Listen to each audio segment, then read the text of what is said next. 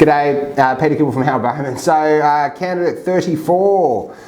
So, CPA 2015, Masters of Professional Accounting, Diploma of Accounting, Bachelor of Accounting. So ATO for a year, small firm for a year or so, small firm for a year or so, small firm for 5 years, small firm for a year or so, ATO for 3 years. So, and then commercial business. So, and then commercial business.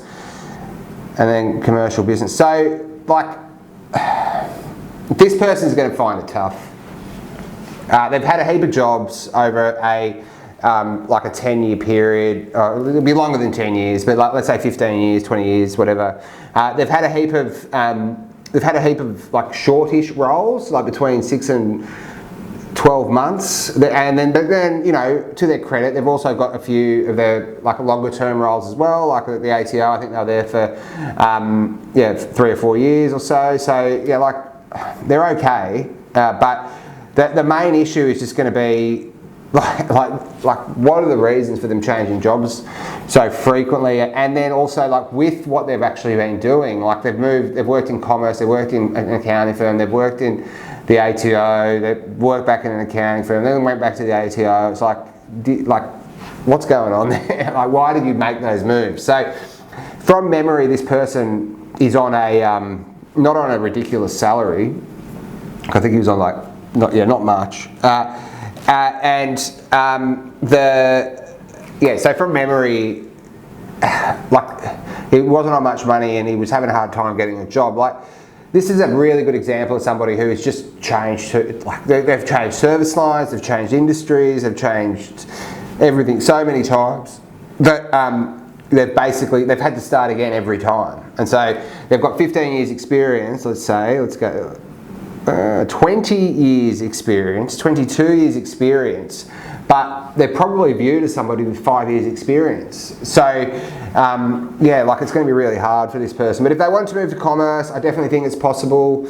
Like a small business somewhere would probably be interested if the price is right, kind of thing.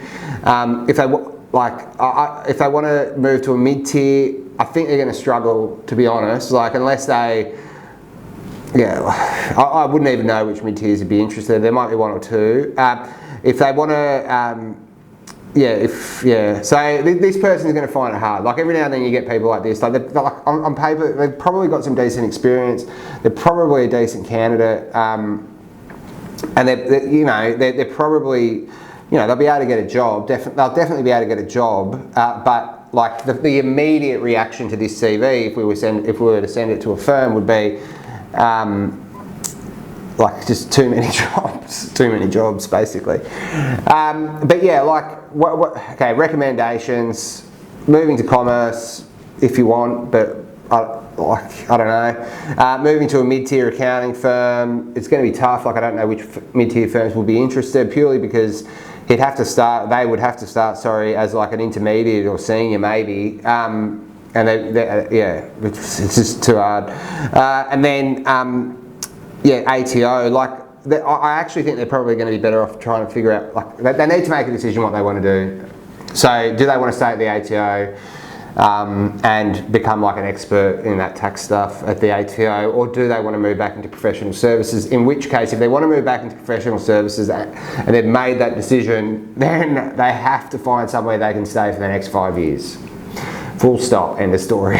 Otherwise, like the next time they move, it will just be even harder. So, so overall, I don't know what the best thing for this person is. It's going to be quite heavily dependent on, what their short-term, long-term, like what their career goals actually are, as to what we would recommend. It's tough for this person because, ATO. I don't know is what I would say to this, but like I don't know because every time you would send this person to a business, you'd have to answer so many questions about each move, and it's a hiring business will just not Yeah, they're just, first, I don't think they're going to hire this person through a recruiter because there's that risk because of how many jobs they've had. And they might have really good reasons for each move, all that sort of stuff. Like, I get it, people, stuff happens, right? But yeah, they're probably going to be best off to supply directly to businesses and seeing how they go. But I don't know, stay at the ATO. Or move to a small accounting firm where they can see themselves staying for the next 5 to 10 years. Honestly, like that's probably their two choices. But yeah, as you can see, like every now and then we get a candidate where it's like, but yeah, and we would advise this person to go speak to contact businesses directly because they're just going to have significantly more success doing that.